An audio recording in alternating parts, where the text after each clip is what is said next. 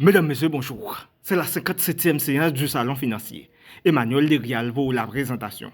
Avant de commencer avec notre séance spéciale d'aujourd'hui sur l'économie du développement, permettez-moi de saluer les gens des pays étrangers qui nous suivent, spécialement les Philippines. À présent, entamons l'étude portant sur la dimension politique du développement. L'État est garant du bon fonctionnement des politiques dans un pays donné. Il doit créer des conditions nécessaires pour que les politiques puissent arriver au pouvoir et ce, de façon permanente.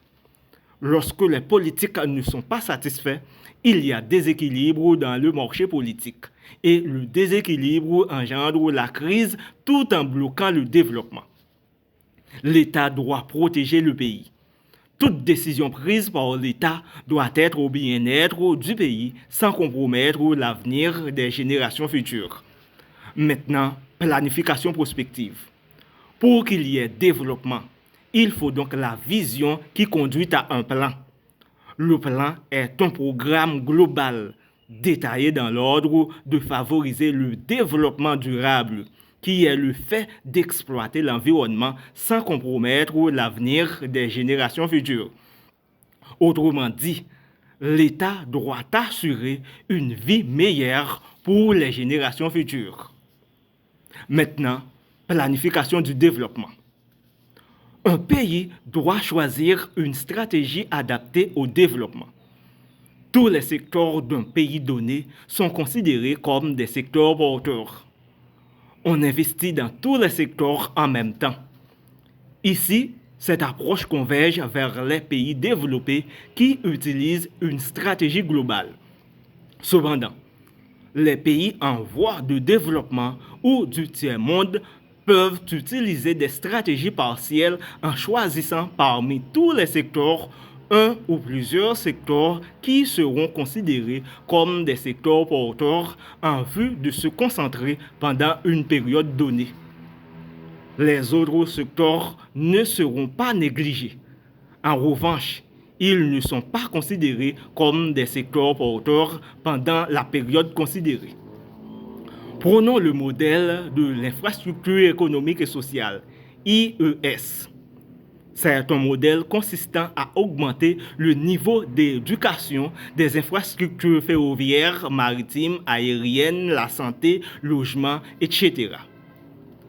Si on investit dans l'agriculture comme secteur porteur par exemple, bien sûr, on aura besoin des routes, mais celles qui sont stratégiques pour le transport des matériels, des denrées agricoles, etc.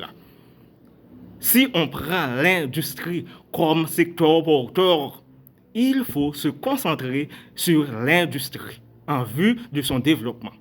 Cela favorise le commerce international, soit d'un avantage absolu, soit d'un avantage comparatif. Maintenant, le secteur privé. Il revient à l'État d'intervenir lorsque le secteur privé est défaillant. L'État doit pouvoir déterminer ce que ce secteur peut faire et ce qu'il ne peut pas faire. Le rôle de l'État est appuyé sur la vigilance scientifique tout en créant des conditions nécessaires pour la croissance des activités du secteur privé. Le secteur privé à son tour investit. Il détermine les marchés tout en faisant la course vers le changement de mode de production et la compétitivité internationale. Il donne d'emploi et il a des engagements sociaux de façon libre. Pour assurer la continuité de l'État, il faut un plan de développement ou un contrat social ou un pacte de gouvernabilité ou une vision nationale. À présent, la vision nationale. Il faut tout d'abord une vision préalable du gouvernement en question, qui le conduit à un plan diagnostiqué de façon globale et détaillé par l'ensemble des secteurs et des sous-secteurs de la vie nationale. Le gouvernement envoie le plan vers l'ensemble de tous les secteurs de la vie nationale qui, de leur côté, l'envoie vers l'ensemble de tous les sous-secteurs.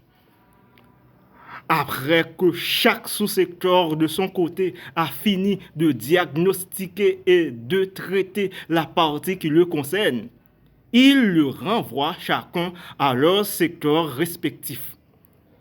Chaque secteur va compiler en une seule partie l'ensemble des parties provenant de leur sous-secteur pour l'acheminer vers le gouvernement au fin de le transformer en un plan de développement ou une vision nationale.